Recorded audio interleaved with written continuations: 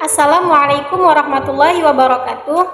Kami dari kelompok 1 ingin mempresentasikan tentang rekonstruksi teologi Islam atau ilmu al-kalam pada pemikiran Hasan Hanafi.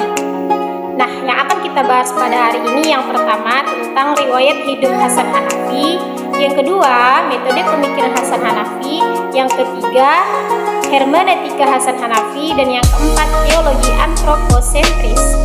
Jadi, untuk pertama kali kita akan membahas terlebih dahulu riwayat hidup Hasan Hanafi. Hasan Hanafi lahir di Kairo 13 Februari 1935 dari keluarga musisi. Pendidikannya diawali di pendidikan dasar tamat tahun 1948. Kemudian di Madrasah Sanawiyah Khalil Agha Kairo selesai tahun 1952. Karir akademik Hasan Hanafi dimulai tahun 1967 ketika diangkat sebagai lektor, kemudian lektor kepala.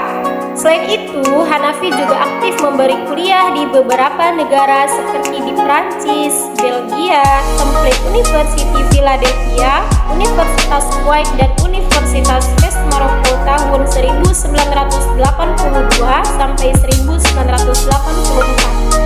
Metode pemikiran Hasan Hanafi untuk mengatasi kekurangan teologi klasik yang dianggap tidak berkaitan dengan realita sosial.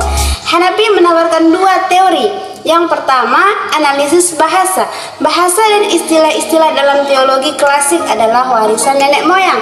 Dalam bidang teologi yang khas yang seolah-olah sudah menjadi doktrin yang tidak bisa diganggu-gugat. Yang kedua, analisis realitas sosial.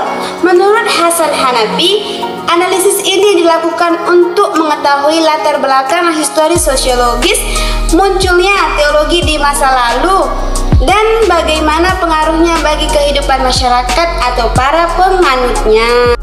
Oke, lanjut. Di sini saya akan menjelaskan tentang Hanafi paling tidak memiliki 3 metode pemikiran, yaitu yang pertama adalah dialektika. Yang dimaksud dengan dialektika adalah metode pemikiran yang berdasarkan atas asumsi bahwa perkembangan proses sejarah terjadi lewat konfrontasi dialektis saat tesis melahirkan antitesis, yang dari situ kemudian melahirkan tesis.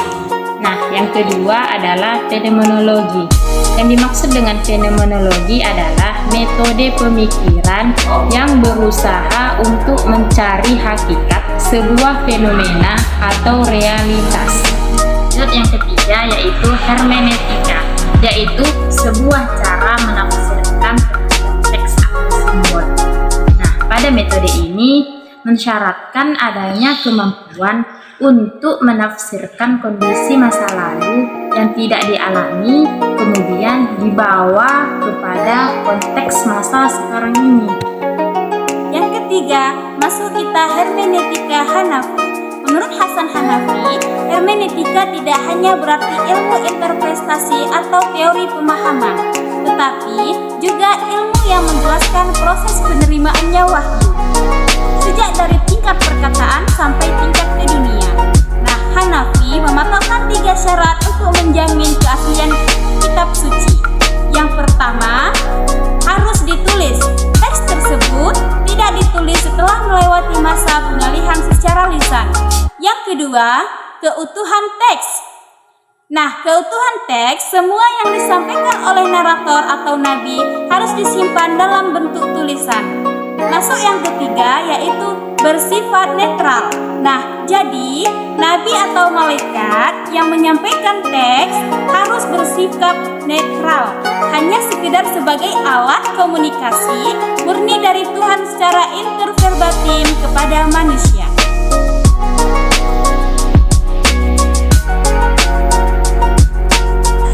Selanjutnya, Hasan Hanafi memberikan operasionalisasi tahap kedua dalam memahami teks sebagai berikut. Yang pertama, analisis linguistik. Ia merupakan alat sederhana yang akan membawa sang penafsir pada pemahaman terhadap makna teks yang sesungguhnya. Yang kedua, analisis situasi sejarah, yaitu situasi saat turunnya teks dan situasi waktu. Dan yang ketiga, generalisasi, yaitu situasi kekinian yang di luar situasi waktu. D. Teologi antroposentris. Di dalam teologi antroposentris ini, Hasan Hanafi menafsirkan ada 3 pemikiran, yaitu yang berhubungan dengan tema-tema dan kalam zat Tuhan, serta sifat-sifat Tuhan dan soal tauhid.